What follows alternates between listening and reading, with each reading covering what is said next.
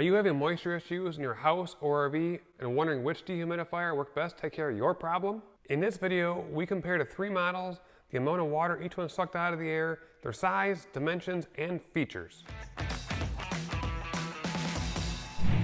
We have purchased 3 different dehumidifiers, 2 for the RV and 1 for the storage shed where we keep our extra items at my mom's house. We found each one works differently, they all have their pros and cons, so we're going to share our findings with you so you can determine which one fits your needs best. At the end of the video, we'll tell you which one of these 3 work best for different situations, which one we purchased for our RV. We also made a comparison chart for you so you can download a PDF and a link in the description down below. Let me tell you the experiment we ran for you. We set up these dehumidifiers in the storage part of the shed. It's 1,900 square feet. It gets very damp in here to the point we had to wipe up moisture off the floor before, especially in the humid parts of the Michigan summer. We put the dehumidifiers in the same location, ran each one for 24 hours, put all the water into a 5-gallon bucket. We measured how much water was accumulated in those buckets. Each day had the same weather. It was mid-80s, 50 to 60% humidity. Each day rained for around 2 to 3 hours. We made sure no rain got in our bucket that was stationed outside. On 2 of the dehumidifiers, we can set the humidity level. We put those at 45, and we set them to run constantly for that 24-hour period. We know this isn't a perfect scientific experiment, but it gives you a pretty good idea of how the dehumidifiers work and how much water they can pull from the air. So now let me show you the features of each. Starting off with the Eva-Dry 2200. We bought this one because it said it's great for RVs. The specs on this, it has 4.2 pint container for holding water. It weighs 6.5 pounds. It is good for 169 square feet area, and it draws a 1/2 amp of AC power when it's running. We used this last year doing hurricane relief work in Louisiana, where it was in the mid-90s every day, 80 to 90% humidity. We ran this, we would collect around a 1/2 bucket of water every day, but the RV was still humid on the inside. For our experiment results on this, we got around 1/4 inch of water in the bottom of a 5-gallon bucket. The next one we purchased was a Midea 50 pint dehumidifier. This one's pretty big, but we knew we needed a big one for the storage area we put it into. We had some chairs stored in here, over 8 years, they ended up molding. We didn't want our things we were storing while we're full-time RVing to start molding. Before we go through the specs on this, we're going to turn it on so you can see how it sounds when it's running. So we'll bring the camera a little bit closer here. This is the fan speed on high, and it's running right now. It blows a lot of air out this side, so if you have things over there, it's going to blow curtains or different things that are close, or cat hair if your cats are playing in the area. But you have a bucket on the front, you can dump that out. You also have a hose you can hook up that'll pump water out, either outside or into a drain area, or you can put a gravity drain into it to dump into a drain that way too. We'll turn this off so you can hear me a little bit better going through the PDF specs. The bucket on the front of this holds 50 pints that you have to dump manually. If you don't want to do that, you can use the gravity hose or the pump hose for that. It does weigh 47 pounds, and when it's running, it draws 7.8 amps of AC power. It doesn't tell you in the manual for this how big of a square footage area it uses. It just says it's great for wet conditions. Compared to the Eva-Dry, which costs $80, this one costs $224 for this unit at Walmart. This one has made a huge difference in the storage shed in the last 2 months we've been running it. There's no moisture on the floor. You can feel it's much cooler in here. We're not worried about things molding when we take off next week for hurricane relief work.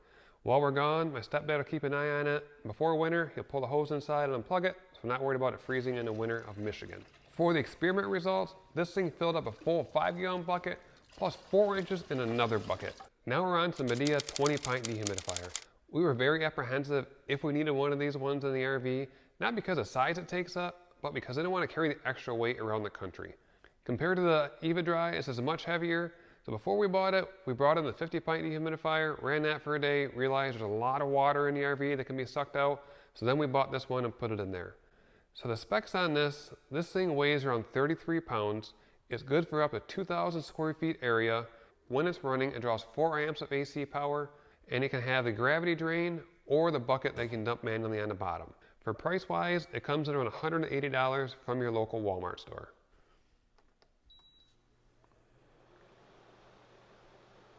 One of our favorite parts of this is how it collapses down for travel. You can pull the top bucket out, you have to pop these tabs in, and then you take the top section, you turn it 90 degrees, drops right down, and it's safe and compact to travel because all the weight is very low. Our experiment results, the 20 pint, were quite impressive compared to what I thought it was going to be. This thing filled up almost a 5-gallon bucket with 12.5 inches of water inside of it. Now we're on to recommendations on which one works best for each situation. We're not going to tell you which one you need to buy because everyone's situation is much different. And also we're going to show you which one we bought for our fifth wheel, which is 41 feet long, 430 square feet, and we travel to different climates all over the United States.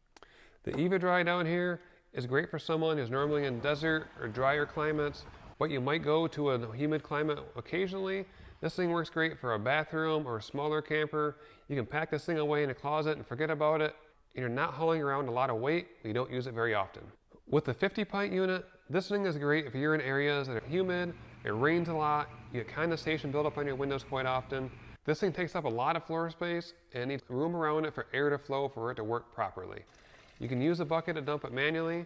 It does suck a lot of water out of the air, so if you're putting that into your gray tanks, you can easily add 5 gallons of water to your gray tanks every day. If you want an easier situation, you can use the pump and the little hose and stick it out of a window, or if you have an area, you can use the gravity drain and dump it into a sink or a bathtub. You also should know when this thing's running, it makes a decent amount of noise and it blows some warm air. If you have animals that are sensitive to noise, or you have people sleeping around this thing, you might have to turn it off during those times. We chose the Midea 20 pint model for our RV traveling around the United States. It produces almost the same amount of water as a 50 pint model does. It is a lot quieter than the 50 pint model as well. It doesn't scare our cats, it produces a lot less heat, draws less energy. It's compact when we travel. The top section lowers down into the bottom bucket, so we don't have to worry about it bouncing around as we're traveling down the road. And this one lets you set the amount of water that accumulates in the bucket before it thinks it's full. That way when you're dumping it manually, you don't have to carry a big heavy bucket of water if you don't want to. This one has a hose that can gravity drain. We don't have to worry about the bucket, but since we're around daily, we use the bucket on it to dump it out. That works best for our situation. We can feel the difference a 20 pint model makes in the RV compared to not running one. It makes the air so much less thick and stuffy on the inside. Now with that, we haven't had a problem in the last year and a half not running a dehumidifier daily. We haven't had any mold issues or mildew smells inside the RV. The only thing we have used daily, well, let me go and get one. These are what we've carried in the RV the last year and a half. These keep our cupboards dry or other areas there's not a lot of airflow. There's 2 in the kitchen cupboard area, 1 underneath the bed, 1 in the front wardrobe, and 2 underneath the RV. Between the 6 of these, we feel they've done a good job of keeping any mold out of those areas. How these things work, they suck in moisture from all around in little tiny holes, and there's beads inside of these. On the front little chart here, you can see if they are orange or yellow, they're dry. If they get to be darker blue, there's a lot of moisture inside of it. So we have this part of a monthly checklist. All we have to do is pop this little plug out of the back. We plug it in. It takes around a half day to a day to recharge these. If you want to see more about our monthly maintenance or checklist, we'll put a link in the description down below for you. If we knew what we knew now, we wouldn't have purchased the Eva-Dry unit for 80 bucks. We would have purchased a 20 pint Midea unit from the get-go. The 20 and 50 pint models have features I didn't go over inside this video. In the description down below, look at the chart we created for you. It has a specs you can quickly overview. It also has a product link you can check out for more information to see which one of these work better for you. If you want to see more educational videos like this, check out this playlist next.